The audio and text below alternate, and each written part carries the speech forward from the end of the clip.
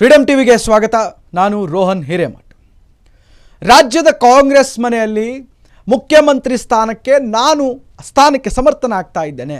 ಗೃಹ ಸಚಿವ doctor G ಪರಮೇಶ್ವರ್ಗೆ ಕೂಲಿ ಕೊಡಬೇಕು ಎನ್ನುವಂತಹ ಮಾಜಿ ಸಚಿವರಾಗಿರ್ತಕ್ಕಂಥ ಕೆ.ಎನ್. ರಾಜಣ್ಣ ಅವರ ಹೇಳಿಕೆ ಈಗ ಸಮರ್ಥನೆಯನ್ನು ಮಾಡಿಕೊಂಡಿದ್ದಾರೆ.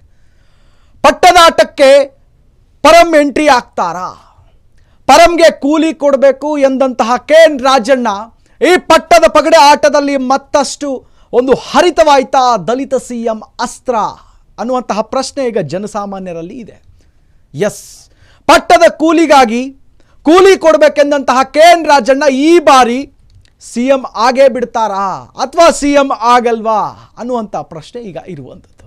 ರಾಜ್ಯದ ಒಂದು ಕಾಂಗ್ರೆಸ್ನಲ್ಲಿ ಒಂದು ಬಿರುಗಾಳಿ ಶುರುವಾದಂತಹ ಈ ಒಂದು ನಾಯಕತ್ವದ ಬದಲಾವಣೆ, ನಾಯಕತ್ವದ ಗೊಂದಲದ ನಡುವೆ ಮುಖ್ಯಮಂತ್ರಿ ಆಕಾಂಕ್ಷಿಯ ರೇಸ್ಗೆ ಈಗ ಗೃಹ ಸಚಿವ ಡಾಕ್ಟರ್ ಜಿ ಪರಮೇಶ್ವರ್ ಅವರು ಸಿಎಂ ಸ್ಥಾನಕ್ಕೆ ನಾನು ಸಮರ್ಥ ಎನ್ನುವ ಮೂಲಕ ಎಂಟ್ರಿ ಆಗಿದ್ದಾರಾ? ಎಸ್, ಪ್ರಿಯ ವೀಕ್ಷಕರೇ, ಮಾಜಿ ಸಚಿವ ಕೆ.ಎನ್. ರಾಜಣ್ಣ ಅವರ ಈ ಒಂದು ಹೇಳಿಕೆ ಡಿ ಕೆ ಶಿವಕುಮಾರ್ ಉಪಮುಖ್ಯಮಂತ್ರಿ ಡಿ ಕೆ ಶಿವಕುಮಾರ್ ಅವರಿಗೆ ಕೂಲಿ ಕೊಡುವ ಬದಲು, ಸಿಎಂ ಪಟ್ಟ ಅವರಿಗೆ ಕೊಡುವ ಬದಲು ಪರಮೇಶ್ವರ್ ಅವರಿಗೆ ನೀಡಿ ಎನ್ನುವಂಥ ಹೇಳಿಕೆ ರಾಜ್ಯ ರಾಜಕಾರಣದಲ್ಲಿ ಇದು ಒಂಥರ ಎಲ್ಲೋ ಒಂದು ಕಡೆ ಕೋಲಾಹಲವೇ ಎಬ್ಬಿಸಿದೆ ಅಂತಲೇ ಹೇಳ್ಬೋದು. ಈಗ ನಾನು ಮುಖ್ಯಮಂತ್ರಿ ಸ್ಥಾನಕ್ಕೆ ಸಮರ್ಥ, ಪಕ್ಷ ನೀಡಿದ್ರು ಯಾವುದೇ ತಪ್ಪಾಗಲ್ಲ, ಆ ಎಲ್ಲವನ್ನು ಜವಾಬ್ದಾರಿಯನ್ನು ನಾನು ನಿಭಾಯಿಸ್ತೇನೆ ಅಂತ ಜಿ ಪರಮೇಶ್ವರ್ ಅವರು ಕೂಡ ನಿನ್ನೆ ಸ್ಪಷ್ಟವನ್ನೇ ಪಡಿಸ್ತಾರೆ. ಏನೋ ಅವರ ಮುಖ್ಯಮಂತ್ರಿ ಸ್ಥಾನ ಒಂದು ನಾನು ಸಮರ್ಥನಾಗಿದ್ದೇನೆ ಅನ್ನುವಂಥ ಹೇಳುವ ಮೂಲಕ ಜಿ ಪರಮೇಶ್ವರ್ ಅವರಿಗೆ ಒಂದು ಎಲ್ಲೋ ಒಂದು ಕಡೆ ಪಕ್ಷದ ವಲಯಲ್ಲಿ ಕಸಿಬಿಸಿ ಆದಂತೆ ಅಲ್ಲಿ ಕಾಣಿಸ್ತಾ ಇದೆ. ಇನ್ನು ಪಕ್ಷ ಏನಾದರೂ ಇವರಿಗೆ ಜವಾಬ್ದಾರಿ ಏನಾದರೂ ಕೊಟ್ಟರೆ ನಾನು ಸಂಪೂರ್ಣವಾಗಿ ಅದರದೆಲ್ಲ ಒಂದು ನಿಭಾಯಿಸಿಕೊಂಡು ಹೋಗ್ತೇನೆ ಅನ್ನುವಂಥದ್ದನ್ನು ನಾನು ಸಾಬೀತನ್ನ ಪಡಿಸ್ತೇನೆ ಅನ್ನುವಂತಹ ಮೂಲಕ ನಿನ್ನೆ ಕೊಟ್ಟಂತಹ ಹೇಳಿಕೆ. ಮುಖ್ಯಮಂತ್ರಿ ಆದಾಗಲೇ ಅಥವಾ ಈ ಹಿಂದೆ KPCC ಅಧ್ಯಕ್ಷರಾಗಿದ್ದಂತಹ ಕೆಲವೊಂದು ವಿಚಾರದಲ್ಲಿ ಗಮನಿಸಿದಾಗ ನಾನು ಪಕ್ಷಕ್ಕೆ ಸಾಕಷ್ಟು ದುಡಿದಿದ್ದೇನೆ, ಇದಕ್ಕೆ ಕುರಿತು ಸಂಬಂಧಪಟ್ಟಂತೆ ಯಾವುದೇ ಕಾರಣಕ್ಕೂ ಕೂಡ ನಾವು ಹಾದಿ ಬೀದಿಯಲ್ಲಿ ಚರ್ಚೆ ಮಾಡೋ ಅವಶ್ಯಕತೆ ಇಲ್ಲ, ಸಾಧ್ಯನೂ ಇಲ್ಲ ಅನ್ನುವಂಥ ಹೇಳಿಕೆಯನ್ನು ಹೇಳಿದ್ದಾರೆ. ಇನ್ನು ಪಕ್ಷದ ಶಾಸಕಾಂಗ ಒಂದು ಸಭೆಯಲ್ಲಿ ಕೂಡ ಇದ್ರ ಬಗ್ಗೆ ಸಂಬಂಧಪಟ್ಟಂಗೆ ಸ್ಪಷ್ಟವಾಗಿ ಮಾತನಾಡ್ತಾರೆ. ಇನ್ನು ಉಳಿದಂತಹ ಎಲ್ಲ ಒಂದು ಹೈಕಮಾಂಡ್ ನಾಯಕರು ಕೂಡ ಇವೆಲ್ಲ ಒಂದು ಕೆಲವೊಂದು ಊಹಾಪೋಹಗಳು, ಕೆಲವೊಂದು ಚರ್ಚೆಗಳು ಇವೆಲ್ಲವನ್ನೂ ಕೂಡ ನಾಲ್ಕು ಗೋಡೆಗಳ ಮಧ್ಯೆ ನಾವು ನಿರ್ಧಾರವನ್ನು ಮಾಡಬೇಕು ಅಥವಾ ಡಿಸೈಡ್ ಮಾಡಬೇಕು, ಅದನ್ನು ಬಿಟ್ಟು ಹಾದಿ ಬೀದಿಗಳಲ್ಲಿ ನಾವು ಚರ್ಚೆ ಮಾಡುವ ಅವಶ್ಯಕತೆ ಇಲ್ಲ ಅಂತಾನು ಕೂಡ ಹೇಳ್ತಾರೆ.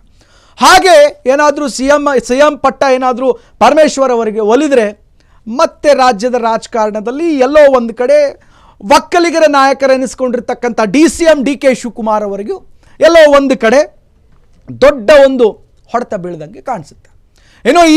ಇನ್ನು ಸಾಕಷ್ಟು ಬಾರಿ KPCC ಅಧ್ಯಕ್ಷರಾಗಿ 8 ವರ್ಷ ನಾನು ಈ ಪಕ್ಷಕ್ಕಾಗಿ ದುಡಿದು ಕಟ್ಟಿದ್ದೇನೆ ಅನ್ನುವಂತಹ ಮೂಲಕ, ಅಧಿಕಾರಕ್ಕೆ ಬಂದಿದ್ದೇನೆ ಅನ್ನುವ ಮೂಲಕ ಕೂಡ ನಿನ್ನೆ ಹೇಳಿಕೆಯನ್ನು ಕೊಡ್ತಾರೆ.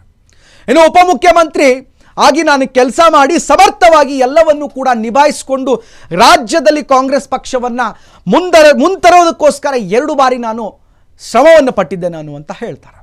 ಇನ್ನು ಇವೆಲ್ಲವನ್ನು ಗಮನಿಸಿದರೆ ಈ ಬಾರಿ ನಾನು ಅದನ್ನು ಸಾಬೀತುಪಡಿಸಿ ತೋರಿಸ್ತೇನೆ, ಈ ಸರಿ ನನಗೆ ಸಿಎಂ ಸ್ಥಾನ ಕೊಟ್ಟರೆ ಅಂತ ಜಿ ಪರಮೇಶ್ವರ್ ಅವರು ಕೊಡ್ತಾರೆ. ಇನ್ನು ಕೆಲವೊಂದು ಘೋಷಣೆ ಕೂದ್ರೆ ಯಾವುದೇ ರೀತಿಯಾದಂಥದ್ದು ತಪ್ಪಿಲ್ಲ, ಯಾಕಂತಂದರೆ ಹೋದ ಬಂದಲ್ಲೆಲ್ಲವೂ ಕೂಡ ಅಲ್ಲಿ ತಮ್ಮ ಅಭಿಮಾನಿಗಳು ಕೂಡ ಘೋಷಣೆ ಕೂಗ್ತಾರೆ, ಅದಕ್ಕೆ ತಪ್ಪೇನೂ ಇಲ್ಲ ಎನ್ನುವ ಮೂಲಕವನ್ನು ಉತ್ತರ ಕೊಡ್ತಾರೆ. ಪರಮೇಶ್ವರ್ ಅವರಿಗೆ ಉಪಮುಖ್ಯಮಂತ್ರಿ ಸ್ಥಾನ ನೀಡಬೇಕೆಂಬುದು ಬೆಂಬಲಿಗರ ಒಂದು ಘೋಷಣೆ ಏನಿತ್ತಲ್ಲ, ಅದರಲ್ಲಿ ಯಾವುದೇ ರೀತಿಯಾದಂಥದ್ದು ತಪ್ಪಿಲ್ಲ ಅನ್ನುವಂತಹ ಹೇಳಿಕೆಯನ್ನು ಕೊಡ್ತಾರೆ. ಒಂದು ವೇಳೆ ಏನಾದರೂ ಜಿ ಪರಮೇಶ್ವರ್ ಅವರಿಗೆ ಕೊಟ್ಟರೆ ಪಕ್ಷವನ್ನು ಒಂದು ಸದೃಢವಾಗಿ ನಡೆಸ್ಕೊಂಡು ಹೋಗ್ತಾರಾ ಅನ್ನುವಂತಹ ಒಂದು ಪ್ರಶ್ನೆ. ಇನ್ನು ಇವೆಲ್ಲವನ್ನು ನೋಡಿದ್ರೆ ಮಾರ್ಮಿಕವಾಗಿ ನೆನ್ನೆ ಹೇಳಿಕೆ ಕೊಟ್ಟಿರ್ತಕ್ಕಂಥ ಜಿ ಪರಮೇಶ್ವರ್ ಅವರು ಇವೆಲ್ಲವನ್ನು ಕೂಡ ನಾನು ಪಕ್ಷಕ್ಕಾಗಿ ಶಿಸ್ತಿನ ಸಿಪಾಯಿಯಾಗಿ ಕೆಲಸ ಮಾಡಿದ್ದೇನೆ, ಹೈಕಮಾಂಡ್ ತೆಗೆದುಕೊಂಡಂತಹ ಎಲ್ಲ ನಿರ್ಧಾರಕ್ಕೆ ನಾನು ರೆಡಿಯಾಗಿದ್ದೇನೆ, ಸಜ್ಜಾಗಿದ್ದೇನೆ, ಬದ್ಧಾಗಿದ್ದೇನೆ ಅಂತ ಹೇಳಿದ್ದಾರೆ. ಇನ್ನು ನಿನ್ನೆ ಹೇಳಿಕೆ ಕೊಟ್ಟಿರ್ತಕ್ಕಂಥ ಅವರು ಮುಖ್ಯಮಂತ್ರಿ ಆಗಲು ಕೂಡ ಸಾಧ್ಯ. ಈ ಎಲ್ಲವನ್ನೂ ಕೂಡ ಗಮನಿಸಿದಾಗ ಸಾರ್ವಜನಿಕರ ಒಂದು ವಿಚಾರಗಳನ್ನು ನೋಡಿದಾಗ ಎಲ್ಲ ಒಂದು ಕಡೆ ಗಮನಿಸಿದಾಗ ಸತೀಶ್ ಜಾರಕಿಹೊಳಿ ಮತ್ತು ಶಾಸಕ ಕೆ.ಎನ್. ರಾಜಣ್ಣ ಅವರನ್ನು ನಾನು ಭೇಟಿ ಮಾಡಿಲ್ಲ ಅಂತಲೂ ಕೂಡ ನೆನ್ನೆ ಕೂಡ ಹೇಳಿಕೆ ಕೊಟ್ಟರು. ಕರ್ನಾಟಕದ KPCCಯಲ್ಲಿ ಕಾಂಗ್ರೆಸ್ ಪಕ್ಷದಲ್ಲಿ ಅಧ್ಯಕ್ಷರಾಗಿರ್ತಕ್ಕಂಥ ಡಾಕ್ಟರ್ ಜಿ ಪರಮೇಶ್ವರ್ ಅವರು ಏನಂತಂದರೆ ಇವರಿಗೆ ಕೆಲಸವನ್ನು ಕೊಡಿ, ಅವರಿಗೆ ಪಕ್ಷಕ್ಕಾಗಿ ದುಡಿದಿರ್ತಕ್ಕಂಥ ಎಲ್ಲವನ್ನು ಕೂಲಿ ಕೊಟ್ಟು ಒಂದು ಸರಿ ನೋಡಿ ಅನ್ನುವಂತಹ ಹೇಳಿಕೆ ರಾಜಣ್ಣ ಅವರ ಒಂದು ಸ್ಟ್ರಾಟರ್ಜಿ ಆದರೂ ಏನು ಅನ್ನುವಂತಹ ಪ್ರಶ್ನೆ ಇಲ್ಲಿದೆ. ಏನೋ ಪರಮೇಶ್ವರ್ ಅವರ ಒಂದು ಸ್ಟ್ಯಾಂಡ್ ಏನಂತಂತಂದರೆ ಇವು ಎಲ್ಲವನ್ನು ಕೂಡ ನಾನು ಸಮರ್ಥವಾಗಿ ಎಷ್ಟು ವರ್ಷ ನಾನು ಸಾಬೀತುಪಡಿಸಿದ್ದೇನೆ ಅನ್ನುವಂಥದ್ದು ಒಂದಿದೆ. ಏನು ಸಾಮರ್ಥ್ಯ ಇಲ್ಲದಿದ್ದರೆ ನಾನೇನಾದರೂ DCM ಆಗ್ತಾ ಇದ್ದ ಅನ್ನುವಂತಹ ಪ್ರಶ್ನೆ ಇದೆ. ಇನ್ನು KPCC ಅಧ್ಯಕ್ಷನಾಗಿ ನಾನು 8 ವರ್ಷ ಪಕ್ಷದಲ್ಲಿ ಹಗಲು ಮತ್ತು ಇರುಳು ರಾತ್ರಿ ಎಲ್ಲವನ್ನು ಕಷ್ಟಪಟ್ಟು KPCC ಅಧ್ಯಕ್ಷನಾಗಿ 8 ವರ್ಷ ಕೆಲಸವನ್ನು ಮಾಡಿ ಪಕ್ಷವನ್ನು ಕಟ್ಟಿದ್ದೆ, ನನಗೆ ಹೆಮ್ಮೆ ಇದೆ ಅನ್ನುವಂಥದ್ದು ಹೇಳಿಕೆ ಕೊಟ್ಟಿದ್ದಾರೆ. ಪಕ್ಷ ಈ ಬಾರಿ ಏನಾದರೂ ಅಧಿಕಾರಕ್ಕೆ ಕೊಟ್ಟರೆ ಮತ್ತೆ ನಾನು ಅದನ್ನು ಸಾಬೀತು ಮಾಡಿ ತೋರಿಸ್ತೇನೆ ಅನ್ನುವಂಥ ಹೇಳಿಕೆ ಇದು ಕಾಂಗ್ರೆಸ್ ವಲಯದಲ್ಲಿ ದೊಡ್ಡ ಮಟ್ಟಿಗೆ ಕೂಡ ಚರ್ಚೆಗೆ ಗ್ರಾಸವಾಗಿರುವಂಥದ್ದು. ಇನ್ನು ಈ ಒಂದು CM ಕುರ್ಚಿ ವಿಚಾರವಾಗಿ ರಾಜ್ಯದ ಕಾಂಗ್ರೆಸ್ನಲ್ಲಿ ಇವೆಲ್ಲ ರಾಜಕೀಯ ಒಂದು ಬಿಸಿ ಒಂದು ಕಾವು ಹೆಚ್ಚಾಗ್ತಾ ಇರುವಂತಹ ಸಂದರ್ಭದಲ್ಲಿ ಡಾಕ್ಟರ್ G. ಪರಮೇಶ್ವರ್ ಅವರಿಗೆ ನಾನು ಮುಖ್ಯಮಂತ್ರಿ ಸ್ಥಾನಕ್ಕೆ ಸಮರ್ಥ ಎಂದ ಹೇಳಿಕೆ ನೀಡಿದ್ದಂತಹ ಒಂದು KN ರಾಜಣ್ಣ ಅವರ ಮಾತಿಗೂ ಸಮರ್ಥನೆ ನೀಡಿದ್ದಾರೆ. ಆದರೆ ಅಂತಿಮವಾಗಿ ತೀರ್ಮಾನ ಹೈಕಮಾಂಡ್ನಲ್ಲಿ ಇದೆ ಅಂತ ಅವರು ಸ್ಪಷ್ಟಪಡಿಸಿದ್ದಾರೆ. ಇನ್ನು CM ರೇಸ್ನಲ್ಲಿ ನಾನಿದ್ದೀನಿ ಎನ್ನುವ ಮೂಲಕ ಕೊಟ್ಟಿರ್ತಕ್ಕಂಥ G. ಪರಮೇಶ್ವರ್ ಅವರ ಹೇಳಿಕೆ ಮುಂದಿನ ರಾಜ್ಯ ರಾಜಕಾರಣದಲ್ಲಿ ಯಾವ ದಿಕ್ಕು ತೋರಿಸುತ್ತೆ ಎಂಬುದನ್ನ ಕಾದು ನೋಡಬೇಕಿದೆ. ಇನ್ನಷ್ಟು ಅಪ್ಡೇಟ್ಸ್ಗಾಗಿ ನೋಡ್ತಾ ಇರಿ, ಇದು ಫ್ರೀಡಮ್ ಟಿವಿ, ಜನಸಾಮಾನ್ಯರ ಶಕ್ತಿ. ಕ್ಷಣ ಕ್ಷಣದ ಸುದ್ದಿಗಳಿಗಾಗಿ ಫ್ರೀಡಮ್ ಟಿವಿ ಸಬ್ಸ್ಕ್ರೈಬ್ ಮಾಡಿ, ಲೈಕ್ ಮಾಡಿ ಹಾಗೂ ಫಾಲೋ ಮಾಡಿ. ಹೊಸ ಸುದ್ದಿಗಳ ನೋಟಿಫಿಕೇಶನ್ಗಾಗಿ ಬೆಲ್ ಐಕಾನ್ ಮೇಲೆ ಕ್ಲಿಕ್ ಮಾಡಿ.